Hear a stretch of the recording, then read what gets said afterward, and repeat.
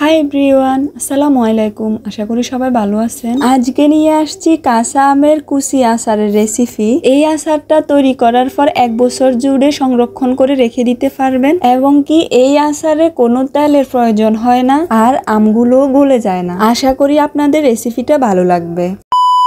আজকের কুচি আমের জন্য এখানে 2 কেজি আম আমি নিয়ে নিয়েছি। এগুলাকে এখন ভালোভাবে খোসা ছাড়িয়ে নেব। সবগুলো আম আমি মাঝারি সাইজের নিয়ে নিয়েছি।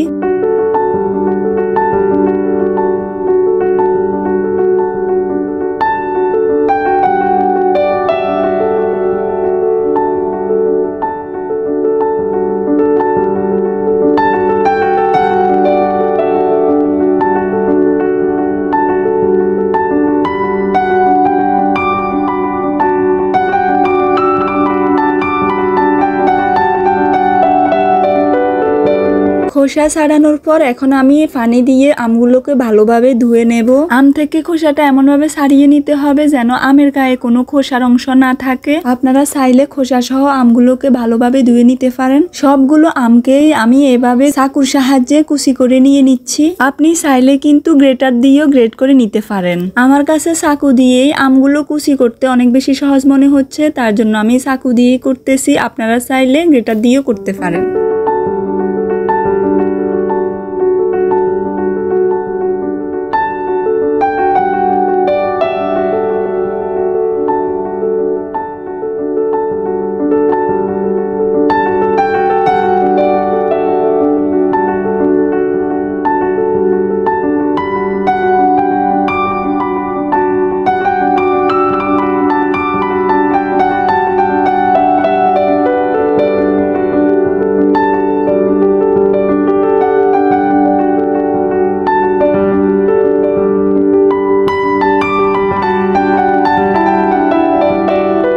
দেখেন আমি সবগুলো আমকেই কুচি করে নিয়ে নিছি। চাকু দিয়ে কুচি করলে কি হয়, আচারের রেজাল্টটাও অনেক বেশি ভালো আসে আর ঝরঝরে হয়। যেহেতু আমি 2 কেজি আম নিয়ে নিছি এখানে, তার জন্য আমি 2 কাপ পরিমাণ চিনি দিয়ে দেব। চিনিটা দিয়ে একটা চামচ দিয়ে সুন্দরভাবে নেড়ে ছেড়ে আমি 1 ঘন্টার জন্য রেস্টে রেখে দেব। এটা যে কোনো টক জাতীয় খাবারের সাথে কিন্তু চিনি অ্যাড করলে এটা থেকে পানি বের হয়ে যায়। চিনিটা মিশিয়ে নেওয়ার পর আমি 1 ঘন্টা অপেক্ষা করব। দেখবেন খুব সুন্দরভাবে আমটা থেকে পানি ছেড়ে যাবে।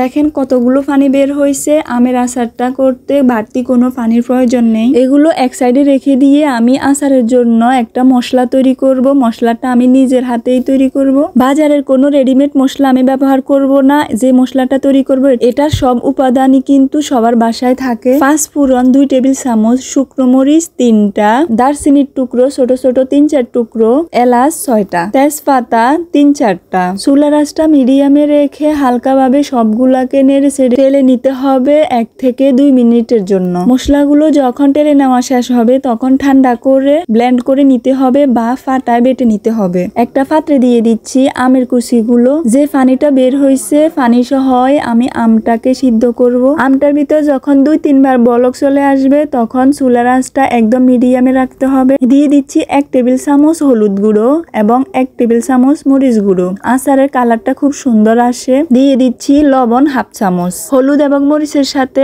আমগুলাকে সুন্দরভাবে মিশিয়ে নিতে হবে।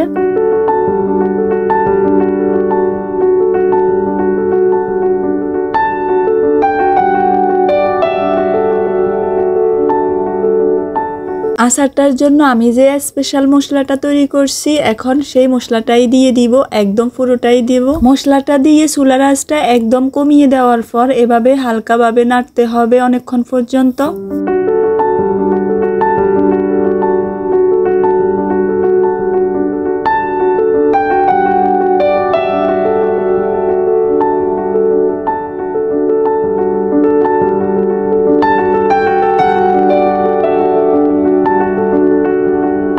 দেখেন আচারটা একদম রেডি। এখন আমি আচারটাকে 1 দিন বা 2 দিন রোদে শুকিয়ে নেব। শুকিয়ে নেওয়ার পর সবগুলো আচারের টুকরো একদম ঝরঝরে হয়ে যাবে। আপনারা যদি চান রোদে শুকানোর ঝামেলা ছাড়া আচারটাকে এভাবে সংরক্ষণ করে রাখবেন তাহলে অবশ্যই ফ্রিজে রেখে দেবেন। তো সবাইকে ধন্যবাদ এতক্ষণ রেসিপিটা দেখার জন্য। আল্লাহ হাফেজ, আসসালামু আলাইকুম।